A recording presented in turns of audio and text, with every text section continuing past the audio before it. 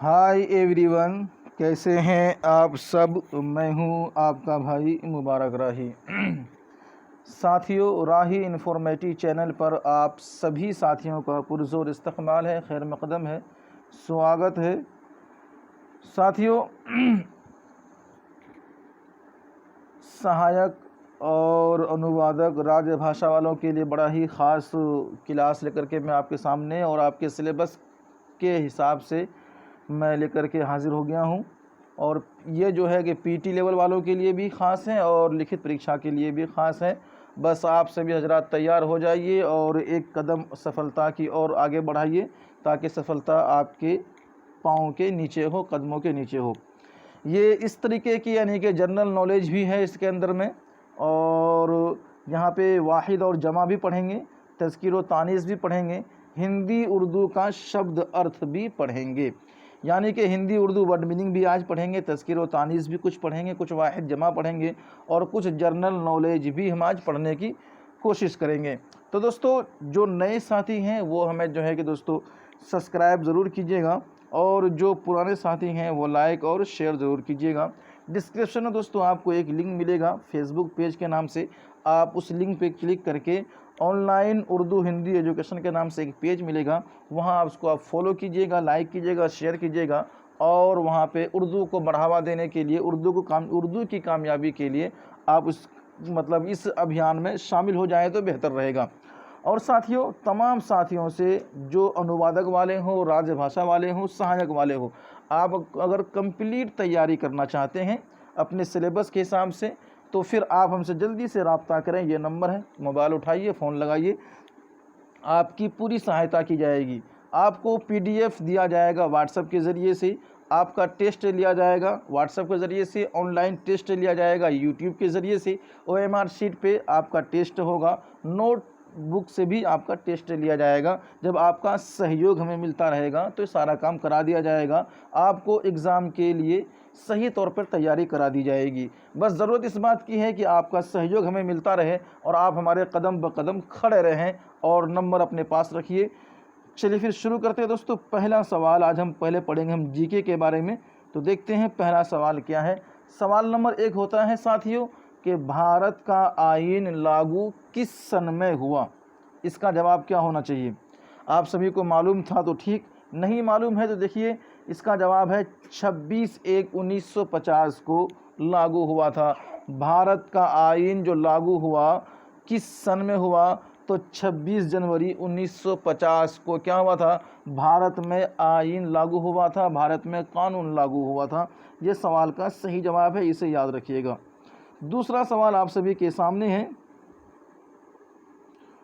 सवाल नंबर 2 ये है कि हिंदुस्तान के पहले काबीना में वज़ीर मवासिलात कौन थे। अब चूँकि उर्दू है और आप उर्दू वाले हैं तो आपके जीके भी उर्दू में ही पूछा जाएगा, इसीलिए आप उर्दू में ही याद करें। हिंदी में आप जो याद करेंगे तो फिर थोड़ा बहुत आपको जो है कि डिफरेंस मिल जाएगा। अगर आपको सही तर्जुमा करने नहीं आता है तो फिर आप वहाँ पे मार खा सकते हैं, नंबर कम ला सकते हैं, परेशान हो सकते हैं। इसीलिए कोशिश ये है कि आप जीके को उर्दू में पढ़ें तो बेहतर रहेगा। हिंदुस्तान के पहले काबीना में वज़ीर मवासिलात कौन थे। जवाब होगा उसका रफ़ी अहमद किदवाई थे। कौन थे, रफ़ी अहमद किदवाई हिंदुस्तान के पहले वज़ीर मवासिलात थे। चलिए अगले चलेंगे। अगला है सवाल नंबर 3 में, हिंदुस्तान के आईन के 8वीं शेड्यूल का ताल्लुक़ किससे है।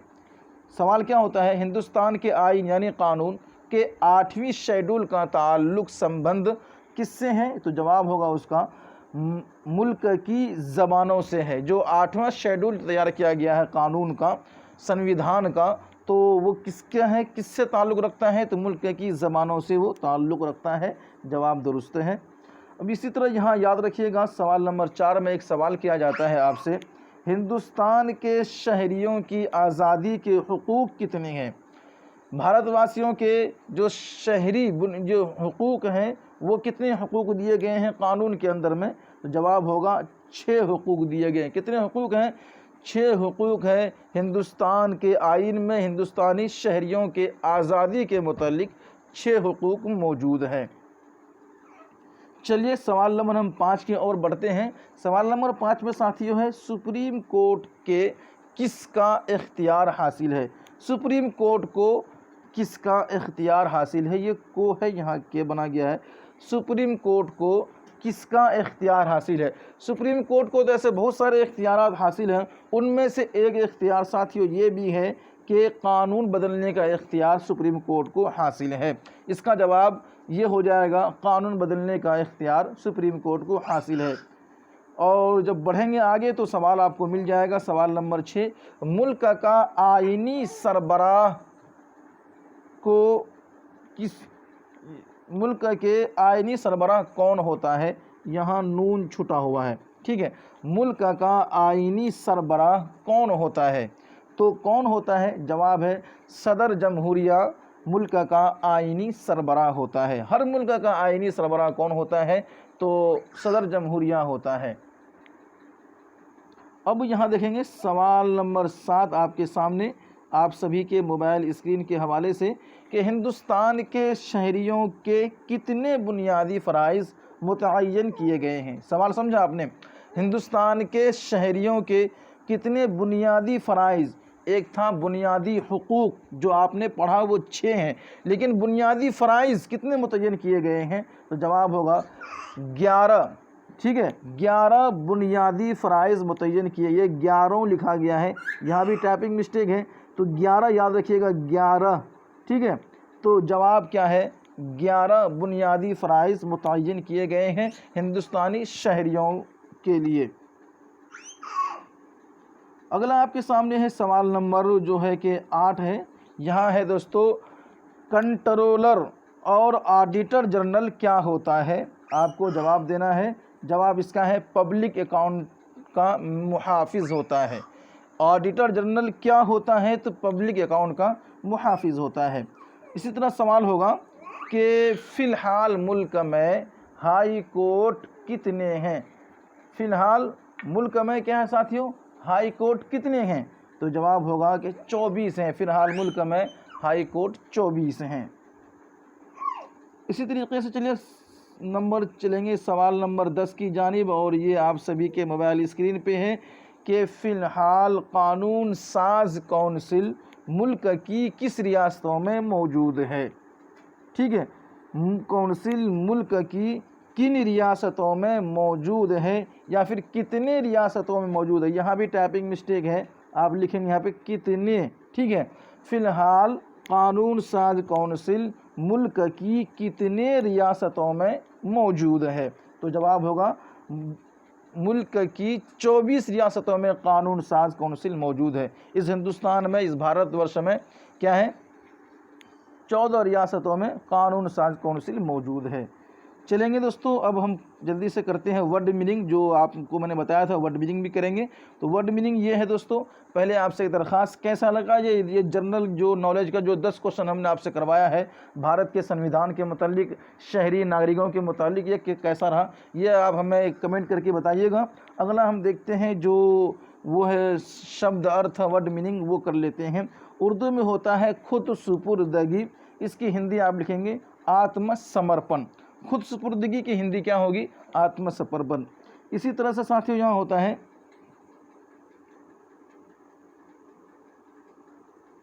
काबिले एतराज़, उर्दू है काबिले एतराज़, इसकी हिंदी क्या होगी? आपत्तिजनक। आपत्ति के माने होता है एतराज़, और आपत्तिजनक काबिले एतराज़।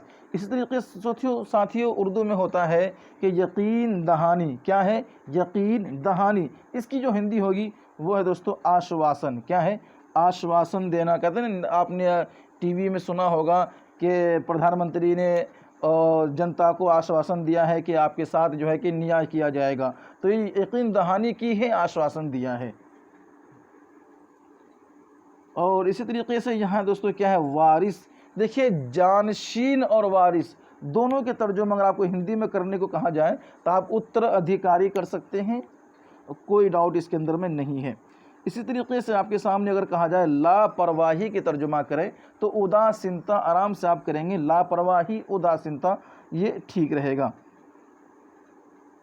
अब यहाँ आपके सामने है काबिले ज़िक्र। क्या है? उर्दू में काबिले ज़िक्र है, اسی کو بولتے ہیں الیکھنی، ٹھیک ہے۔ آپ لوگ اخبار میں نیوز میں دیکھ رہے ہوں گے کہ فلاں سرکار نے جو اس سے ماضی سرکار جو تھی وہ کوئی بھی کاریہ الیکھنی کاریہ انہوں نے نہیں کیا ہے۔ تو الیکھنی کاریہ کا مطلب یہ ہے قابل ذکر کوئی کام انہوں نے نہیں کیا ہے۔ چلیے یہاں دیکھتے ہیں دوستو کیا ہے میعاد، میعاد اور مدت، دیکھیے آپ مدت بول لیجئے اور میعاد، میعاد کے معنی کاریہ کال لکھیں گے، مدت کی جگہ پہ بھی آپ مدت کی جگہ پہ جو ہے کہ کاریہ کال بھی لکھ سکتے ہیں، تو لکھ سکتے ہیں لیکن اس کے الگ معنی ایک اور ہوتا ہے، لیکن کاریہ کال بھی آرام سے لکھ سکتے ہیں۔ اگلا دوستو انتظامیہ، کاریہ پالیکا، دیکھیے ایک ہے شاشن ایک ہے پرشاشن، پرشاشن کے معنی بھی ہوتا ہے انتظام، ٹھیک ہے انتظامیہ، اور کاریہ پالیکا کے معنی بھی آپ لکھیں گے انتظامیہ، چلے گا اتنا۔ اور لیکن جملے کے حساب سے آپ دیکھیے گا، یہاں ہے دوستو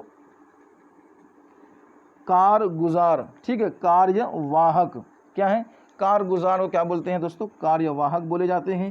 اسی طریقے سے آپ کے سامنے ہے سفارت کاری، جس کا ترجمہ آپ کریں گے کوٹ نیتی، کیا کریں گے کوٹ نیتی، یہ سفارت کاری کا ترجمہ ہے۔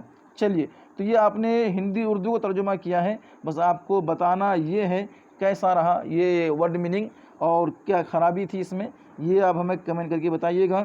آگے ہم پڑھیں گے دوستو کیا ازداد، ازداد میں ہم آپ سے پوچھتے ہیں، اگر آپ کو معلوم ہے تو بتائیے۔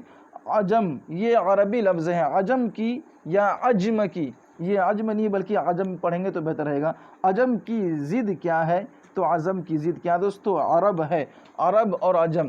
اسی طرح پوچھا جائے عجمی کی ضد کیا ہے تو عربی، یا عربی کی ضد کیا ہے تو عجمی، یاد رکھیے گا۔ اور اسی طریقے سے دوستو کیا ہے عبد، ٹھیک ہے، اور اس کے معنی غلام ہوتا ہے، اور عبد کی ضد کیا ہے تو معبود ہے، ٹھیک ہے، عبد کی ضد کیا ہے تو معبود عبد کی ضد ہے۔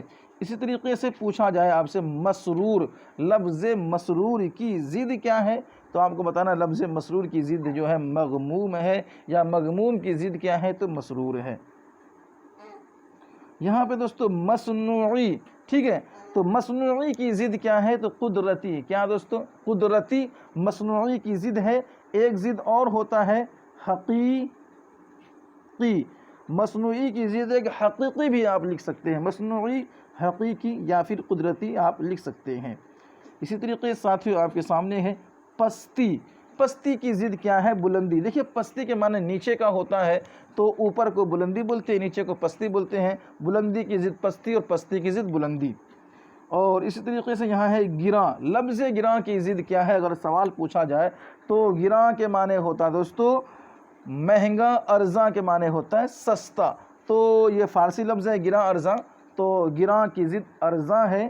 اسی طرح دوستو کیا ہے خفی، آپ نے سنا ہوگا دعا کرتے ہوئے بھی، اور جو مدارس والے ہیں انہیں بھی لہن خفی لہن جلی آپ نے پڑھا ہوگا نا، تو یہ خفی اور جلی، یہ خفی کیا ہے خفی کی ضد جلی ہے، اور جلی کی اگر ضد پوچھ لیے تو خفی ہے۔ اسی طرح یہ بڑا ہی آسان ہے، میں یہ سٹارٹنگ ہے۔ ہدایت کی ضد اگر پوچھ لیا جائے تو گمراہی ہے، گمراہی کی ضد ہدایت ہے۔ دیکھیے ہدایت کی اگر ایک ضد گمراہی کی جگہ اگر ضلالت مل جائے، ضلالت، ضاد لام اور لام اس طریقے سے، تو ہدایت کی ضد ضلالت بھی ٹھیک ہے۔ ہدایت کی جگہ پہ ہم صوت الفاظ میں یا پھر ہدایت کی جگہ پہ ضلالت کافی ٹھیک تھا، تو یہاں گمراہی بھی ہے اس کے معنی میں، تو وہ بھی ٹھیک ہے، گمراہی بھی لکھ سکتے ہیں، ضلالت بھی لکھ سکتے ہیں۔ روحانی، تو روحانی کی جو ضد ہوگی دوستو وہ جسمانی ہے، روحانی کی ضد کیا ہے تو جسمانی روحانی کی ضد ہے۔ اسی طرح دوستو کیا بست، جس کی ضد ہوتی ہے کشاد، کھلا ہوا، یہ ضد آپ نے پڑھا ہے۔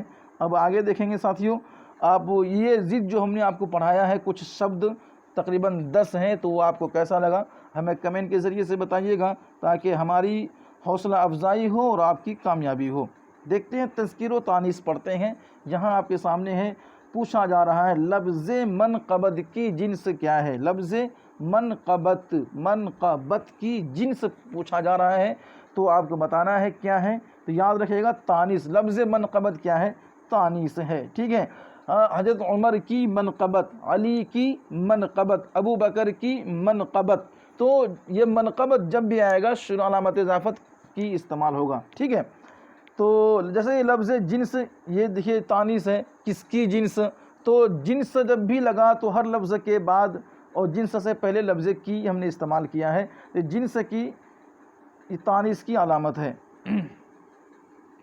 چلیے دیکھتے ہیں لفظ تواضع کی جنس کیا ہے، اگر پوچھا جائے تو جواب دیجیے گا تذکیر ہے، ٹھیک، آپ کا تواضع ہمیں اچھا لگا، ٹھیک ہے۔ اسی طرح سے آپ کا تواضع کرنا، مہمان نوازی کرنا قابل ذکر ہے، بولا جاتا ہے۔ لفظ دم کی جنس کیا ہے، تذکیر ہے، مجھے دم کرنا ہے، مجھے آگ پر دم کرنا ہے، آب پر دم کرنا، دم اچھا لگا۔ تو اس طرح دم کا طریقہ، ایسے کئی سارے لفظ بنتے ہیں دم کے حساب سے، یاد رکھیے گا۔ اس دم کے معنی میں وہ ہے جو گرم کیا جاتا ہے، اس کے معنی میں بھی ہوتا ہے، اور پھونک کے معنی میں بھی دم کا استعمال کیا جاتا ہے۔ اور لفظ طعام جس کے معنی ہوتا ہے کھانا، اس کی جنس اگر آپ کو بتانا ہے تو تذکیر ہوگا۔ لفظ طعام کی جنس ساتھیوں کیا ہے، تذکیر ہے، ٹھیک ہے، مطلب طعام تیار ہو گیا، آپ کا طعام، گھر کا طعام، ہوٹل کا طعام، اور مدرسے کا طعام، نظامی طعام تو بولا جاتا ہے۔ لفظ مرچ کی جنس کیا ہے، مرچ کے بارے میں پوچھا جائے مرچ کی جنس کیا ہے، تذکیر ہے کہ تانیث ہے، تو آپ کہیے گا مرچ تانیث ہے۔ مرچی تیز ہوتی ہے، مرچ کڑوی ہوتی ہے، آپ سنے بھی ہوں گے بولتے ہوئے۔ لفظ ریاض کی جنس سے پوچھا جائے تو لفظ ریاض کی جنس کیا ساتھیو، تذکیر ہے۔ ان سب چیزوں کو آپ یاد رکھیے گا، جب ہم آبجیکٹیو لگائیں گے تو پھر آپ سے پوچھا جائے گا، آپ کو صحیح جواب دینا ہے۔ لفظ کہانی کی جنس کیا ہے، تو پھر یہ تانیث ہے، مجھے آپ کی کہانی بہت اچھی لگی، ٹھیک ہے۔ اسی طرح گل بغاولی، گل صنوبر اور جنگ کربلا کی کہانی بہت اچھی لگی، ایسا بولا جاتا ہے۔ لفظ وقفہ کی جنس کیا ہے، تذکیر ہے، بات بات میں وقفہ کرنا اچھا لگتا ہے، وقفہ کر کے بات کیا کرے تو سمجھ میں آتی ہے، تو وقفہ، یہ لفظ وقفہ کیا ہے، تذکیر ہے۔ لفظ ہنگامہ کی جنس یہ بھی تذکیر ہے، میں وہاں گیا تھا، دیکھا کہ ہنگامہ کھڑا تھا، ہنگامہ ہو گیا، ہنگامہ ہو رہا تھا، اس طرح سے باتیں ہوتی ہے۔ اسی طریقے سے لفظ گھاس، تو گھاس کی جنس کیا ہے، یہ تانیث ہے۔ تو چلیے یہ بھی ہمیں آپ بتائیے گا، یہ جو ہم نے 10 ورڈ آپ کو کرایا ہے تذکیر و تانیث کا، یہ کیسا رہا اور کیا سیکھا آپ نے، کیا اچھا کیا برا تھا، ہمیں آپ ضرور بتائیے گا۔ پڑھتے ہیں واحد اور جمع کے بارے میں، ٹھیک ہے۔ لفظ قاری کی جمع بتائیے۔ لفظ قاری کی جمع اگر آپ سے پوچھا جائے تو قراء ہوتا ہے، کیا ہوتا ہے، لفظ قاری کی جمع قراء ہوتا ہے، اور بعض لوگ قرائین کہتے ہیں، قراء اور قاریین، ٹھیک ہے۔ قراء کی دیکھیے لفظ قاری کی جمع قراء بھی ہوتا ہے، اگر قراء کی نہیں ہو، قاریین لکھا ہو تو ابھی آپ وہاں ٹک کر لیجئے گا، وہ بیٹر رہے گا آپ کے لیے۔ لفظ معدن کی جمع کیا ہے، تو معدن بھی لکھیے گا، اور معدانیات ایسے کر کے اس طرح سے لکھا جاتا ہے، معدنیات، تو یہ بھی درست ہے، یعنی کہ یہ بھی درست ہے، یہ بھی درست ہے، تو آپ دیکھیے گا معدن اور معدنیات، یعنی کہ وہ جمع الجمع ہو جائے گا معدن کا۔ اور چلیے آگے دیکھتے ہیں لفظ رزق کی جمع کیا ہے، تو یہ ہے ارزاق۔ اردو میں چونکہ یہ رزق عربی ہے، اور عربی کی جو رزق ہوتی ہے وہ ارزاق ہوتی ہے، لیکن اس کا لکھنے کا طریقہ کیا ہے، الرزاق لکھا جاتا ہے، بولا بھی الرزاق جاتا ہے، جو خدا کا نام بھی ہے۔ تو رزق، اور اس کو بولتے ہیں، اس کی جمع کیا ہے، وہ ارزاق اس کی جمع ہے۔ اسی طریقے سے ساتھیوں لفظ زندیق یاد رکھیے گا، زندیق کے جمع کیا ہے، جسے زندان اور زندیق آپ نے سنا ہوگا، اور آپ لوگ بہت سارے سیریل اگر دیکھ رہے ہیں اسلامی سیریل تو وہاں ان چیزوں کو استعمال کیا جاتا ہے، زندان کا، زندیق کا۔ تو زنادقہ یاد رکھیے گا، زندیق کی جمع ہے۔ اور لفظ زائد کی جو جمع ہوگی وہ زوائد ہوگی، کیا ہوگی، زائد کی جمع زوائد۔ تو چلو دوستو یہ تھی کچھ جو ہے کہ واحد اور جمع، تو چلیے تھوڑا سا اور رہ گیا ہے، لفظ ہدایہ کا واحد آپ کو بتانا ہے۔ لفظ ہدایہ کا واحد کیا ہے، تو ہدیہ۔ اب پوچھا جائے ہدیہ کا جمع کیا ہے، تو ہدایہ، ہدیہ کی جمع ہدایہ، ہدایہ کا واحد ہدیہ۔ اسی طریقے سے پوچھا جائے لفظ نیت کی جمع کیا ہے، تو نیات، یا پہ تشدید ہے، تو لفظ نیت کی جمع نیات ہے، اور نیات کا واحد نیت ہے۔ اسی طریقے سے ساتھیوں یہاں پوچھا لفظ ہنود کا واحد ہے، کیا ہے، لفظ ہنود کا واحد، تو یہ ہندو ہے، ٹھیک ہے۔ ہندو کی جمع ہنود ہے، اہل ہنود بولا جاتا ہے۔ ہندوؤں کی تمام ہندو یا اہل ہنود، تمام ہندوستان، تمام ہندو بولا جاتا ہے۔ تو ہندو کی جمع ہنود، ہنود کا واحد ہندو ہوتا ہے۔ اسی طریقے سے یاد رکھیے گا لفظ نقائص، اس کا واحد کیا ہے؟ نقص ہے۔ اگر سوال آ جائے نقص کی جمع بتائیے تو نقائص کیا ہے؟ نقص کی جمع ہو جائے گی۔ نقائص یعنی نقائص نقص کی جمع، نقص کے معنی کمی ہوتا ہے، ٹھیک ہے۔ اب آگے ایک لفظ ملے گا آپ کو مباحث، ٹھیک ہے، مباحثہ جسے بول، مباحثہ، مباحث، تو ان کے آپ کو واحد پوچھا گیا ہے، مبحث بولیے گا۔ مبحث کی جمع مباحث، اور مباحث سے بنتا ہے مباحثہ۔ تو مبحث، مباحثہ اور مباحث کی جو واحد ہے وہ مبحث ہے ساتھیوں۔ تو بس جلدی سے ساتھیوں میں بتانے کی کوشش کیجیے گا کیسا رہا یہ کلاس آپ سبھی کے لیے آج کا۔ اپنے حساب سے کچھ پریشانی، کچھ ٹیکنیکل ایشو ہے جس کی وجہ سے لائیو آنا تھوڑا دشوار ہو رہا ہے۔ بہت جلدی ہم آئیں گے، تو جب ہم آئیں گے تو آبجیکٹیو لے کے آئیں گے۔ ابھی آپ کے سامنے یہ کلاس کرایا جا رہا ہے، آپ اس کو یاد کیجئے۔ آپ کو پی ڈی ایف دیا جا رہا ہے، آپ پی ڈی ایف کی تیاری کیجئے، اور جتنا جلدی ہو سکے ساتھیوں ہمارے آفیشیل گروپ سے آپ جڑیے۔ آپ کے لیے جڑنا بہت ضروری ہے۔ سبھی ساتھی کو یہ نمبر یاد رکھنا بھی ضروری ہے۔ اس نمبر پہ کال کیجئے، ہمارے آفیشیل گروپ سے، واٹس ایپ سے جڑیے تاکہ آپ کے لیے فائدہ ہو۔ دیجئے دوستو ہمیں اجازت، ملتے ہیں پھر اگلی کلاس کے اندر میں۔ اللہ حافظ۔